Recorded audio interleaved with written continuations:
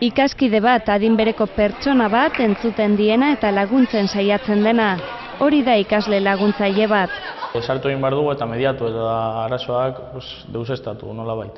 Arruntenak bullyinga da eta gehien bat pertsona bat bakarrik dagoela bere izaeragatik kostatzen zaiola gehiago besteekin egotea eta egoera zailetan irakasleek esku hartzen dute. Bereziki larria bada arazoa jipoitzen badute edo olako gauzak. Guztiok gaude inplikatuta, ez bakarrik haiek bere zera arloan, baizik eta irakasleok eta gurasoak ere bai. Gainera prestakuntza berezia ere jasotzen dute adituen eskutik.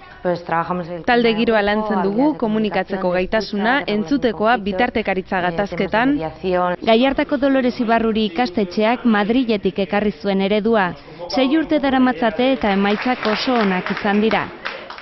Irakaskuntza prozesua askoz errezagoa da eta askoz emaitzak hobeagoa lortzen dira eta hori frogatuta dago eta gu frogatuta daukagu. Gero bizitzan hori ikusten duzu hainbat jokaera kalean eta esaten duzu, hori kasi nuen ez egin behar eta...